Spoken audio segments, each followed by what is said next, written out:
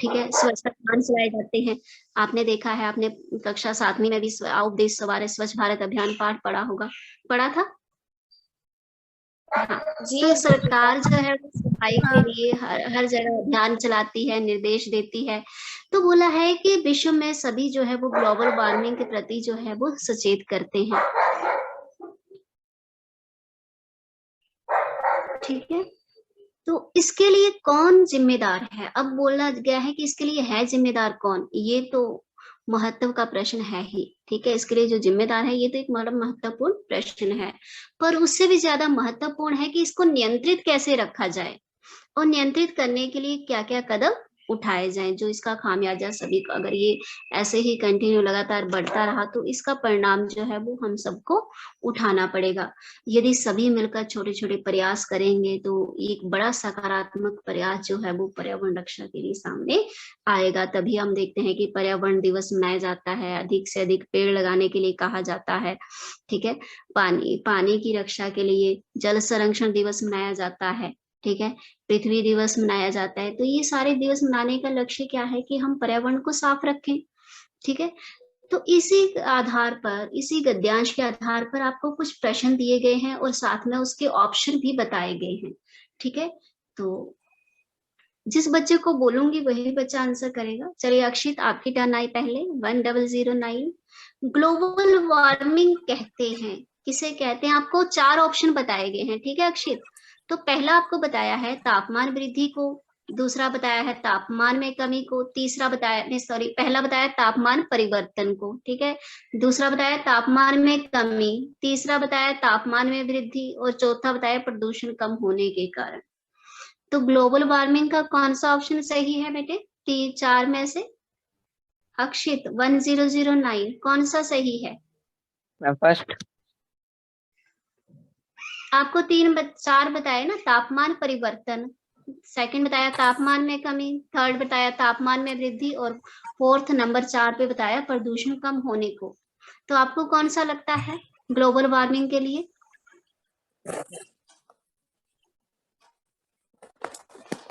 अभी हमने पाठ अच्छे से पढ़ा। ठीक है, पाठ को हमने पढ़ा, सॉरी पैरा गद्यांश को हमने पढ़ा। तो इस गद्यांश में से आपको कौन सा सही लगा? आपको क्या लगा कि ग्लोबल वार्मिंग का कारण, ग्लोबल वार्मिंग किसे कहते हैं? मैम तापमान परिवर्तन को। Ma'am which page number? Page number बेटे 15, पृष्ठ संख्या 15। हम तापमान वृद्धि को।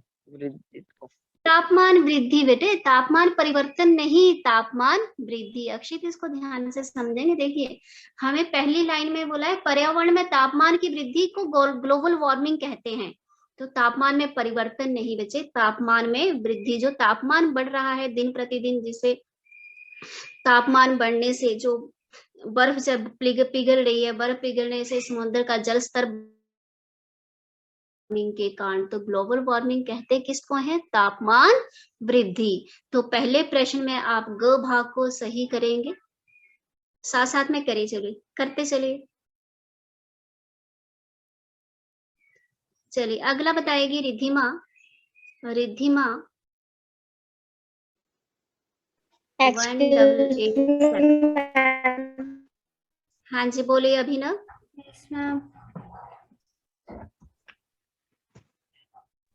मैंने रिद्धिमा को बोला है। हाँ रिद्धिमा बताएगी मेरे को। कोई भी बच्चा बीच में ऑडियो ऑन नहीं करेगा जब तक आपकी टर्न ना आए, ठीक है? तो रिद्धिमा मेरे को बताएगी ग्लोबल वार्मिंग का मुख्य कारण क्या है। अब इसका कारण क्या है? आपको 4 ऑप्शन बताए हैं। बढ़ता हुआ प्रदूषण, कम होता प्रदूषण, बढ़ता जल स्तर या बढ़ता वन क्षेत्र। कौन सा कारण है बेटे? मैम बढ़ता जल स्तर। मुख्य कारण,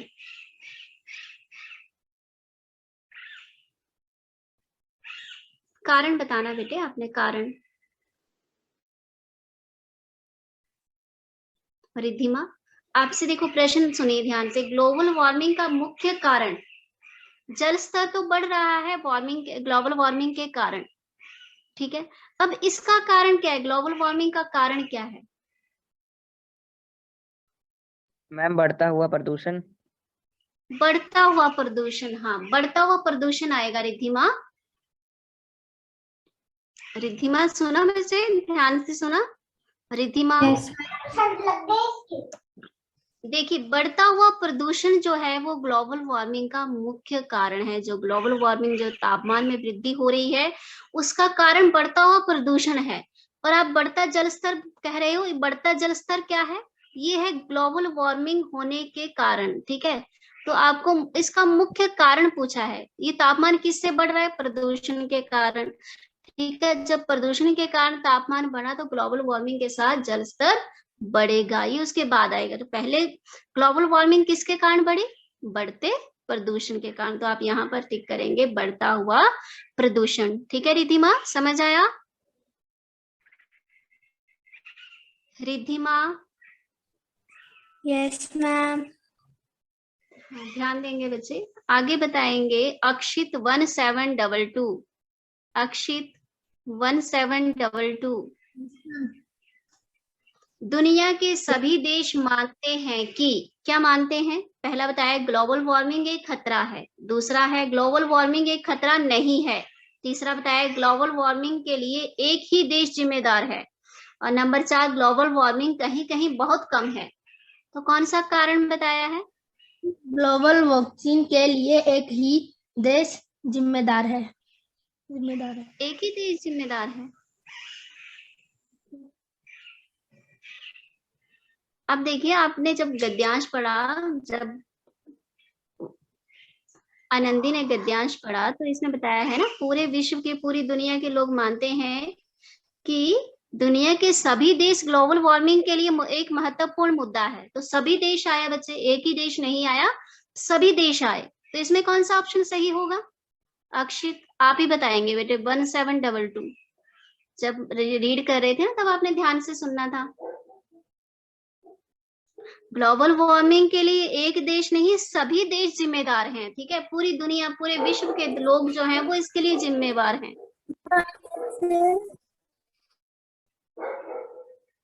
बताइए अक्षित, बताइए कौन सा आएगा सही? आयुष, आयुष परमार आप बताइए। ग्लोबल वार्मिंग एक खतरा है। हाँ बहुत अच्छे। अब दुनिया के देश क्या मानते हैं? ग्लोबल वार्मिंग एक खतरा है, ठीक है। आगे इन्होंने बताया ना, दुनिया के देश, सभी देश ग्लोबल वार्मिंग को एक महत्वपूर्ण मुद्दा मानते हैं, ठीक है। उनके अनुसार ये एक बहुत बड़ा खतरा है। अक्षित समझ आया?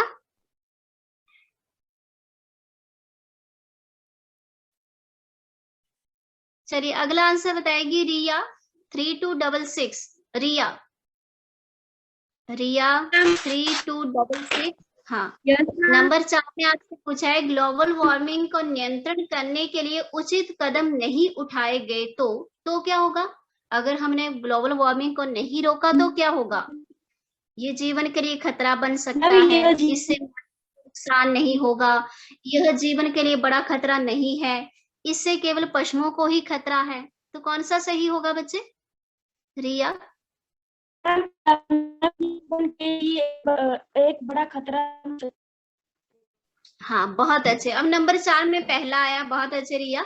इसमें नंबर 1 आया, वह जीवन के लिए बहुत बड़ा खतरा बन सकता है। अगर हमने ग्लोबल वार्मिंग को नहीं रोका तो ये हमारे जीवन के लिए एक बहुत बड़ा खतरा बन जाएगा।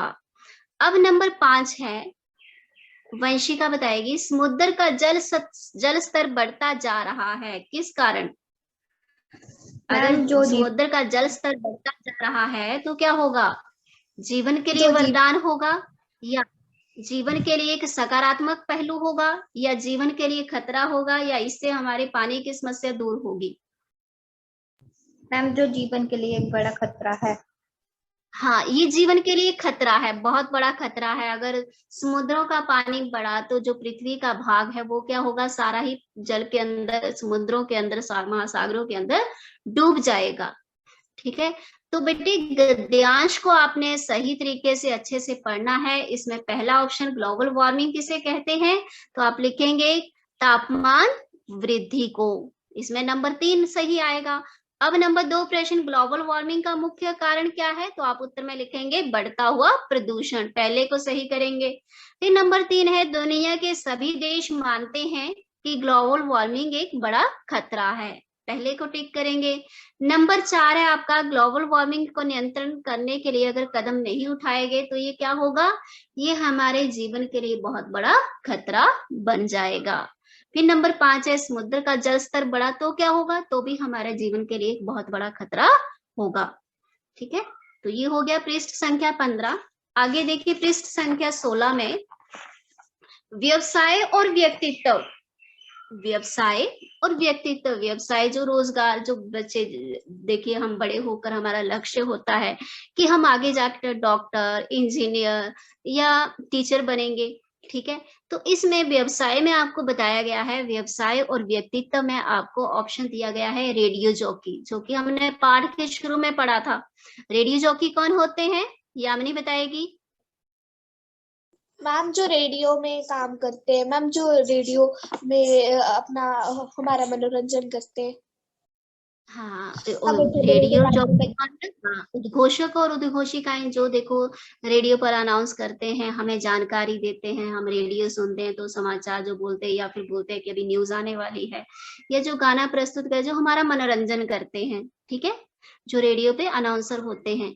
ठीक है बच्चों, तो व्यवसाय और व्यक्तित्व, हमारे व्यवसाय के लिए, हमें आगे बढ़ने के लिए, हमारा जो, जैसे हम बड़े होकर हम रेडियो जॉकी भी बन सकते हैं। ठीक है, बड़े होकर हम क्या बन सकते हैं? रेडियो जॉकी भी बन सकते हैं। रेडियो जॉकी में भी अपना जो है वो व्यवसाय ढूंढ सकते हैं, वहां भी हम रोजगार कर सकते हैं। ठीक है, यदि हमारा इंटरेस्ट है तो हम रेडियो जॉकी बन सकते हैं बड़े होके। तो इसके लिए क्या कहा गया है? रेडियो जॉकी क्या है? देखिए इसमें बोला है कि रेडियो चैनलों में रेडियो जॉकी की महत्वपूर्ण भूमिका होती है, जो रेडियो चैनल होते हैं। ठीक है, आपने एक मूवी आई थी वो देखी थी, उसमें रेडियो जॉकी वाली एक मूवी थी, आपकी सोनू, कौन सी थी वो, बताएंगे? मैम हाँ, मुझे याद नहीं आ रहा, नाम बताएंगे जी? मैम जो हमारा समय, सुल्लू, आपकी सुल्लू, सुल्लू वाली मूवी देखी है किसी ने? हाँ, उसमें देखा था वो सुल्लू कैसे रेडियो पर थी। मैंने देखी है। हाँ, सुल्लू वाली जो मूवी थी उसमें तो जो थी वो विद्या बालन जो थी वो रेडियो में अनाउंसर बनी थी ना, उसी उसको बोलते हैं रेडियो जॉकी। ठीक है, जो सुल्लू में जो विद्या बालन जी बनी हुई थी, जो रेडियो में बोलते थे, तो उसको बोलते हैं रेडियो जॉकी। ठीक है, तो रेडियो चैनलों में रेडियो जॉकी की महत्वपूर्ण भूमिका होती है। वे अपनी बात को मनोरंजक और प्रभावशाली ढंग से दूसरों तक पहुंचाते हैं। ठीक है, अपनी बात को रोचक करके, मनोरंजक करके लोगों तक पहुंचाते हैं, हमें हंसाते हैं, हमें महत्वपूर्ण जानकारी देते हैं, आसपास की घटनाओं के बारे में बताते हैं। ठीक है, वे आम जगत और घटित घटनाओं की जानकारी श्रोताओं तक पहुंचाते हैं। अब देखते हैं हमारे कार्यक्रम दोपहर 12 बजे से 5 बजे तक चलते हैं, तो वो हमें उसके बीच तरह की चीज हमारे तक पहुंचाते हैं। अब देखिए वर्तमान समय में सिमरन 108.6 रेडियो स्टेशन में सफल रेडियो जॉकी हैं। ठीक है, इनकी भाषा में बहुत अच्छी पकड़ है, पटकथा लिखने में भी सक्षम है, हंसमुख स्वभाव वाली है, उनकी आवाज आकर्षक है। ठीक है, अब बोला विद्यालय में, अब विद्यालय में सिमरन कैसी थी? विद्यालय में सिमरन कैसी थी? उसको बचपन से ही कार्यक्रम प्रस्तुत करने का शौक था। अब जो भी स्कूल में कार्यक्रम होते थे उसमें वो अनाउंसर बनती थी, बड़े अच्छे से उसको प्रस्तुत कर बचपन में ही देखने को मिलती थी। भविष्य में, अब देखिए भविष्य में आकाशवाणी, निजी रेडियो चैनलों में भी रेडियो जॉकी के पद पर आवेदन कर सकते हैं, अर्थात वहां पर भी हम आवेदन करके अपना भविष्य में जो है वो व्यवसाय ढूंढ सकते हैं। तो इसी में आपको बताया गया है व्यवसाय के लिए रेडियो जॉकी, तो आपने इसमें भरना है। सभी बच्चे लिखेंगे पृष्ठ संख्या 16 में रेडियो जॉकी के लिए मुझ में क्या गुण है। अब आप बताएंगे कि यदि आप रेडियो जॉकी बना दिए जाएं, यदि आप बड़े होकर रेडियो जॉकी बने तो आपके लिए उसमें क्या गुण है? अपने गुण बताइए। लिखेंगे यहाँ पर कोई 3 गुण लिखेंगे। मनोरंजन कर सकते हैं। हाँ, और मैम संयम। हम पूरी मैम को मैम वो न्यूज दे सकते हैं मैम यानी जो में जो गुण हो है रहा है। कि वो संयम रखेगी, अपने अंदर संयम रखेगी। हाँ, पारस में क्या मैम गुण है? मैम हम मैम लोगों को मनोरंजन कर सकते हैं। हाँ, लोगों का मनोरंजन कर सकता है पारस। हाँ, तो अपने गुण बताने हैं कि आप में क्या गुण है कि आप रेडियो जॉकी बन सको।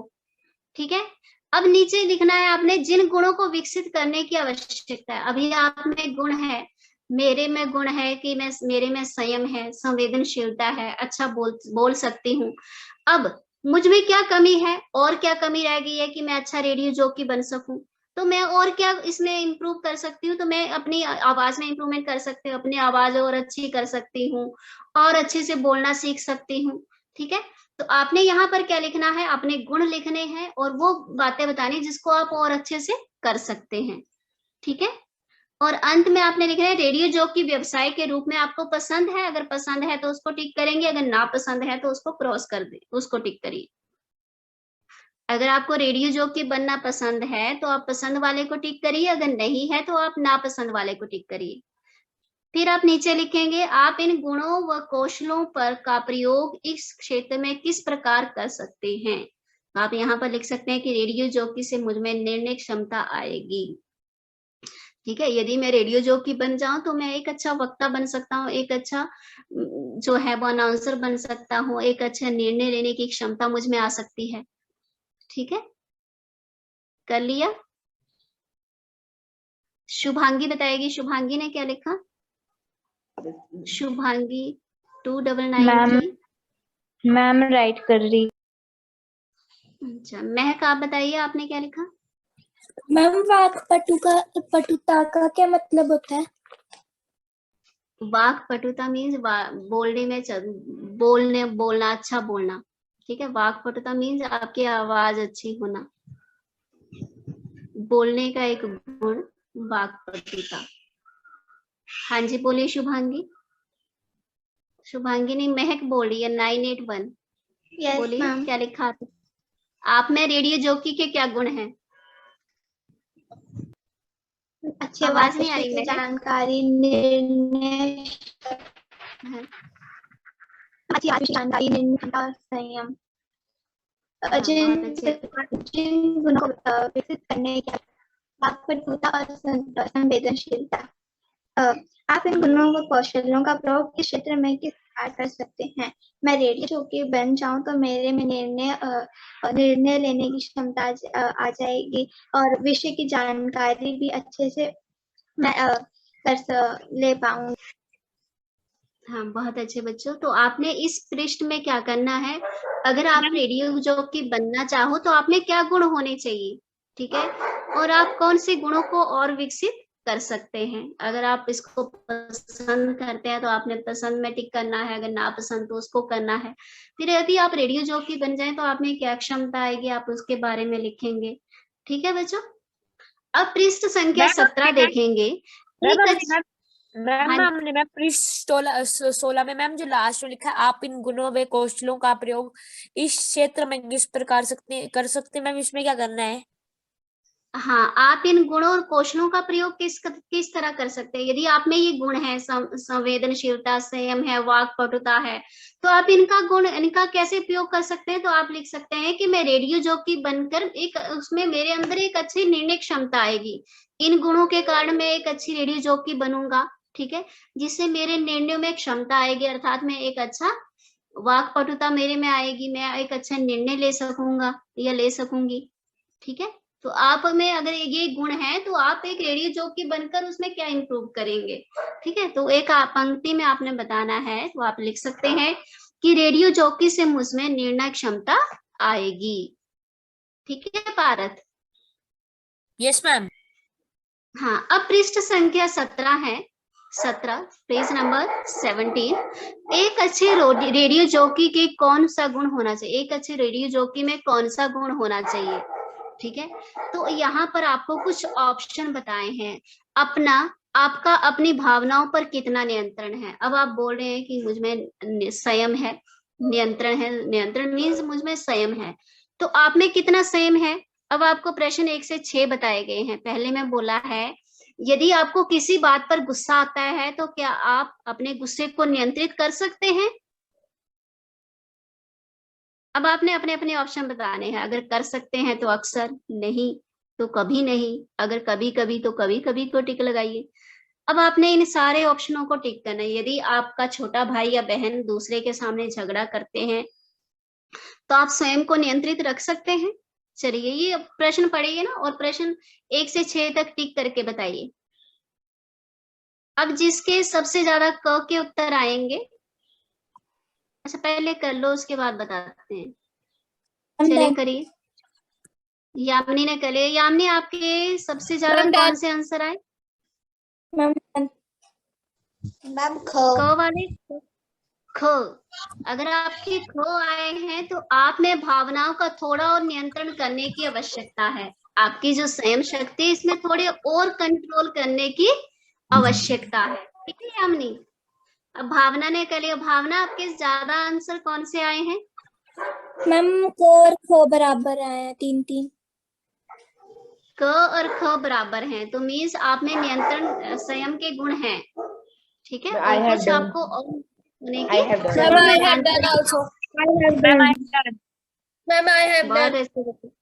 बहुत अच्छा। अब इसमें देखेंगे, अब जिन बच्चों के अपने अपने आंसर देखने हैं आपने, जिन बच्चों के सबसे ज्यादा क वाले उत्तर आए हैं मीन्स कि उनमें अपनी भावनाओं में नियंत्रण रखने की क्षमता है, वो अपने अंदर कंट्रोल कर सकते हैं। और जिनके ख आए हैं उनको थोड़ी सी आवश्यकता है, अपनी भावनाओं को नियंत्रित करने के लिए थोड़ी और आवश्यकता है। और जिनके ग आए हैं स्वयं कर दृढ़ निश्चय बनकर आत्मविश्वास को बढ़ाने और भावनाओं को नियंत्रित करने की ज्यादा आवश्यकता है। ठीक है। तो जिनके अगर क ज्यादा आए हैं, ख ज्यादा आए हैं, ग आए हैं तो क वाले जो हैं वो उनमें संयम शक्ति ज्यादा है। ख वालों में थोड़ी सी और जरूरत है और गो वालों में सबसे ज्यादा जरूरत है। ठीक है। तो इससे क्या है कि आपके गुण विकसित हो रहे हैं, आपके पता लग रहा है कि आप में गुण क्या है, संयम वाला गुण है कि नहीं है, अपनी भावनाओं को नियंत्रित करने का गुण है या नहीं है। ठीक है। तो ये आप देखेंगे इसमें। तो और सभी बच्चों ने पृष्ठ संख्या 15, 16 और 17 कर लेनी है। लगभग तो क्लास में आए हैं बच्चे, उन सभी ने कर भी लिया है। ठीक है। यही आपका असाइनमेंट कार्य भी यही है। ठीक है। उसमें आपने ये पेज सबमिट करने हैं। ठीक है बच्चों। अब देखेंगे बच्चों आपका जो यूटी का सिलेबस है, ध्यान देंगे सभी बच्चे। जो यूटी होगा आपका उसमें आपको पार्ट 5 और 6 पेपर में आएंगे। ठीक है। अनुजा 3253 रोज क्लास लगाया करिए। ठीक है अनुजा। Yes ma'am. हाँ कल आप आए थे क्लास में, 10 मिनट क्लास लगाई और लीव कर गए थे। ऐसे नहीं करना है। क्लास में आए हैं तो पूरे 40 मिनट आपने क्लास अटेंड करनी है। चलिए बच्चों, तो ये हो गया आपका असाइनमेंट कार्य पृष्ठ संख्या 15, 16 और 17। ठीक है। अब देखेंगे यूटी। यूटी में आपने क्या करना है, आप हिंदी का पेपर आपके पास प्रथम सत्र परीक्षा के जो एक्स्ट्रा शीट है लंबे वाली, उसमें भी आप पेपर कर सकते हैं, या नहीं है तो आप बाजार से भी ले सकते हैं। सेकंड खुद की देंगे मैम आंसर शीट आपने खुद लेनी है। सारी इंस्ट्रक्शंस आपको डेट शीट में दी गई हैं। उसमें नाम, कक्षा, विभाग, अनुक्रमांक ढंग से लिखना है। ठीक है। और साथ में आपने उसमें दोनों साइड लाइनें लगानी है। एक प्रश्न करने के बाद लाइन छोड़ेंगे। ठीक है बच्चों। और हर प्रश्न में प्रश्न नंबर जरूर डालेंगे। ठीक है। जहां साहित्य भाग है ऊपर साहित्य भाग लिखेंगे, व्याकरण भाग आएगा तो आपको व्याकरण भाग लिखना है। बेटे ये डिस्कस आप बाद में करेंगे। ठीक है। अभी जो सरकार ऑर्डर देगी हम उसी के ऊपर चलेंगे। ठीक है। तो ये हो गया आपका परीक्षा की आपने किस तरह से देनी है। तो शीट आपने पहले बनाकर रखनी है, पेज पर नाम, कक्षा, विभाग सब कुछ मेंशन करना है। ठीक है। फिर आपका सिलेबस। सिलेबस में मैंने आपको बताया पार्ट 5 और 6। पार्ट 5 और 6। पार्ट 5 में हमने पढ़ा तूफान। तूफान में आपने साहित्य में अच्छे से पढ़ना है, उसकी अभ्यास अच्छे से करनी है, शब्दार्थ। और उसमें हमने व्याकरण भाग पढ़ा था, पद और उसके प्रकार। ठीक है। पद और उसके प्रकार, पद परिचय हमने देखा। फिर हमने पाठ नंबर 6 में हमने पढ़ा योग और विश्व, तो इसमें भी आपने अच्छे से शब्दार्थ, वाक्य, अभ्यास याद करनी है। और इसमें हमने व्याकरण भाग में वाच्य और उसके भेद पढ़े, वाच्य परिवर्तन। ठीक है बच्चों, तो आपने पाठ 5 और 6 अच्छे से याद करना है। कोई ऐसा बच्चा है क्लास में जिसने कुछ पूछना हो यूटी से रिलेटेड? हाँ जी वंशिका बोलिए। मैम हमें पाठ का सार भी आएगा? हाँ आ सकता है, पाठ अच्छे से पढ़ के रखना है आपने। तो सार में आप सार में आपने बताना है कि पाठ में क्या क्या है। तो आपने वो सार जो है, पाठ आपका 4-5 पेजेस का है, सार केवल आपका कितना होगा, 1 पेज का, 1 पृष्ठ का। ठीक है, यूटी में तो नहीं आएगा लेकिन सेकंड टर्म में जरूर आएगा। ठीक है, सेकंड टर्म में आपको जरूर आएगा। तो आपने क्या करना है, सार में जब सार आएगा तो सार में पाठ का नाम, लेखक का नाम आपको याद होना चाहिए। आगे कविताएं हैं तो कविता, कवि का नाम, कविता का नाम, उसमें भी कविता का सार अच्छे से याद होना चाहिए। ठीक है, तो आपको यूटी में तो आपको आएंगे पाठ 5 और 6, लेकिन जो सेकंड टर्म है उसमें 4, 5, 6, 7, 8 5 पाठ आएंगे। तो 5 पाठों में आपकी कविता भी है, दोहे भी हैं, पाठ भी हैं। तो ढंग से समझ के उसको करना है। ठीक है, तो सार आपको आने चाहिए लिखने, समरी आनी चाहिए। ठीक है, जैसे आप इंग्लिश में करते हैं वैसे आपका हिंदी में भी पाठ का सार आपको लिखने आना चाहिए। मेन है आपका शब्दार्थ। शब्दार्थ जो हम साहित्य में नए शब्द सीखते हैं उनके अर्थ और वाक्य बनाने आने चाहिए। ठीक है, आपको अगर वाक्य बनाने देखो आप इंग्लिश में क्या करते हैं, आप सेंटेंस बनाते हैं। अगर आपको सेंटेंस आगे बनाने तो मीन्स आपको टेंस आ गए, सारा व्याकरण भाग आ गया, सारी इंग्लिश समझ आ गई। वैसे ही हिंदी में अगर आप नए शब्दों के अर्थ और उनके वाक्य खुद बना सकते हैं तो इसका मतलब है कि आपको हिंदी अच्छे से आती है। सारे व्याकरण भाग का एक ही मतलब होता है कि आपको शब्द बोलने आने चाहिए, वाक्य बोलने आने चाहिए। तो जो साहित्य में पाठ 5 और 6 में नए शब्द हैं उनके आपको अर्थ पता होने चाहिए, स्पेलिंग लिखने आने चाहिए और साथ में उनके वाक्य बनाने आने चाहिए बच्चों। ठीक है, और किसी ने कुछ पूछना है बोलेंगे? मैम पेपर के थ्रू हमें मैम हमारी क्लासेस भी लगेंगी? नहीं बच्चे, आपको सारी जानकारी जो है वो यूटी में दी गई है। उसमें आपको बताया है कि आपका पेपर जो है वो मॉर्निंग में 9 से 11 बजे तक होगा। 2 घंटे का पेपर आएगा, ऑनलाइन होगा जैसे आपका फर्स्ट टर्म हुई थी। ठीक है, फर्स्ट टर्म में आप एग्जामिनेशन आईडी से ज्वाइन हुए थे, वैसे ही आपने यूटी में भी 9 से 11 बजे तक एग्जामिनेशन आईडी में ज्वाइन होना है। ठीक है, तो 9 से 12 बजे तक 2 घंटे का आप पेपर देंगे ऑनलाइन, उसके बाद आपकी क्लासेस नहीं होंगी। ठीक है, यूटी के दौरान आपकी क्लासेस नहीं है। मैम एग्जामिनेशन आईडी मैम हम उससे क्लास ज्वाइन करेंगे? जी, एग्जामिनेशन आईडी से आपने ज्वाइन करना है। 2 घंटे कंटिन्यू आपकी एग्जामिनेशन आईडी से ही क्लास चलेगी। मैम हमारा क्वेश्चन पेपर आएगा? मैम यूनिट टेस्ट में भी क्लासेस होंगी ऑनलाइन, मतलब जैसे एग्जामिनेशन में हुई थी पिछले? एग्जामिनेशन में आपके देखो ऑनलाइन एग्जाम हुए थे, वैसे यूटी भी ऑनलाइन होंगे आपके 2 घंटे के 9 से 11 बजे तक। Yes ma'am. हाँ, उस दौरान आपकी क्लासेस नहीं होंगी। 2 घंटे हमारा क्वेश्चन पेपर का आएगा?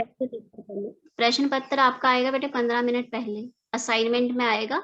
आपको सारी जानकारी, सारे पॉइंट जो हैं वो आपको यूटी में डेटशीट में बताए गए हैं कि जो कक्षा 4थी से लेकर 8-10वीं तक के बच्चे हैं वो दूसरी शीट यूज करेंगे अपनी, लेकर बाहर से शीट लेंगे आप। अगर आपकी फर्स्ट टर्म की बच्चे हैं तो वो यूज कर सकते हैं। इंक पेन आपने यूज करना है। ठीक है, अच्छी सुंदर हैंड राइटिंग में लिखना है, उसमें नाम, कक्षा प्रॉपरली होनी चाहिए। रजिस्ट्रेशन जरूर लिखना है क्योंकि एक ही नाम के बहुत से बच्चे हैं, तो आप पंजीकरण संख्या जरूर लिखेंगे। ठीक है, और आपने ऑनलाइन क्लास जरूर ज्वाइन करनी है। जो ऑनलाइन क्लास में पेपर नहीं देगा उसके नंबर जो है वो पहले से ही कट हो जाएंगे। ठीक है, ऑनलाइन का मतलब है कि आप बिना चीटिंग के सामने बैठकर पेपर कर रहे हैं और टाइम लिमिट 2 घंटे है, तो 2 घंटे के अंदर अंदर आपका पेपर जो है वो कंप्लीट होना चाहिए। ठीक है, 30 नंबर का पेपर है लेकिन वो 2 घंटे के अंदर आपका कंप्लीट हो जाना चाहिए। पेपर आपको असाइनमेंट में आएगा और सारी जानकारी आपको डेटशीट में दी गई है। और कुछ किसी ने पूछना है? नो। हाँ, सिलेबस पता चल गया। पार्ट 5 और 6। पार्ट 5 तूफान, तूफान में आपका साहित्य भाग में तूफान के शब्दार्थ, अभ्यास, और व्याकरण भाग में आपका आ गया पद, पद परिचय। ठीक है, पद के प्रकार 8 प्रकार हमने पढ़े थे, वो अच्छे से याद करने हैं, अभ्यास भी याद करनी है। पाठ 6 में आपका योग और विश्व, उसके भी शब्दार्थ, अभ्यास आ गई।